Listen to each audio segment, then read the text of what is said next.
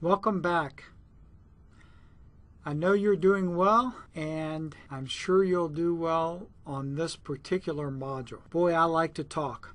I'm a professor, of course, but the best talking doesn't do any good if the learner does not receive the right messages.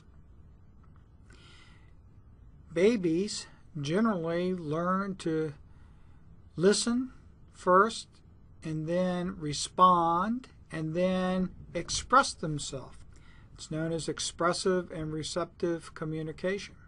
Students with severe disabilities may or may not progress through that stage in a normal manner.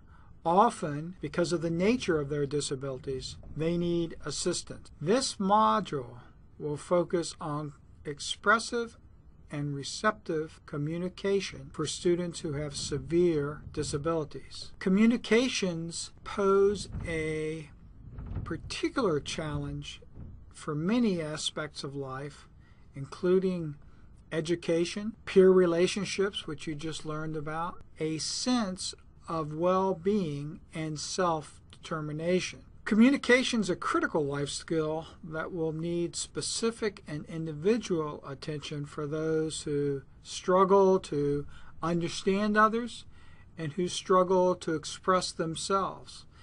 This module will give suggestions for both assessment and intervention.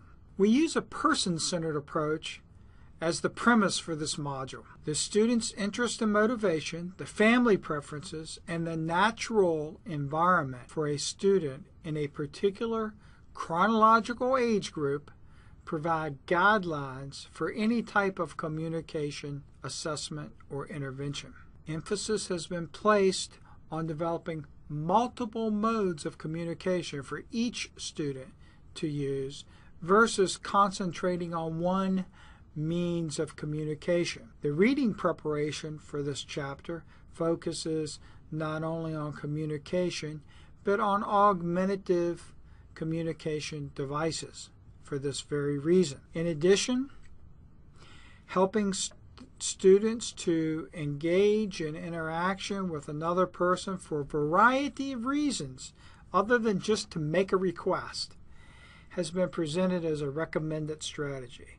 How often do we just teach students to make requests or respond to a command? Communication is a much richer aspect of life than just responding to commands or making a request. Now, let me caution you. Very often you will get caught up into this mental age or prerequisite skill mentality regarding communication in particular. A student has to have a certain prerequisite receptive skill before they can have an expressive skill. They must be able to articulate this before they can say that. Hogwash, throw it out the window for the most part. Your task as an educator is to not wait on these presumed prerequisite skills, but rather teaching skills as the need arises depending on the social situation for the student. Given the very social nature of communication, the importance of ensuring socially responsive environments must be stressed. We just did a whole module on social and peer relationships. If a student is just sitting in the classroom while everything else is going on and environments are not arranged in which communication can occur, then communication probably will regress to its rudimentary form. Don't let that happen. Peers without disabilities can add considerably to the socially supportive environment for the benefit of the student and peer alike. Everybody on the team and all others who interact with the student potentially play an important role in the development of communication skills.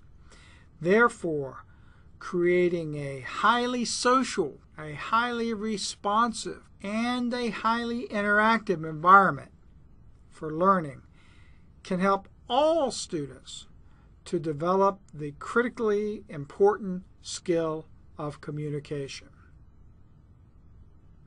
Use your related services personnel, speech therapists, for example, and others to help you develop a plan of attack for engaging the student in functionally needed communication.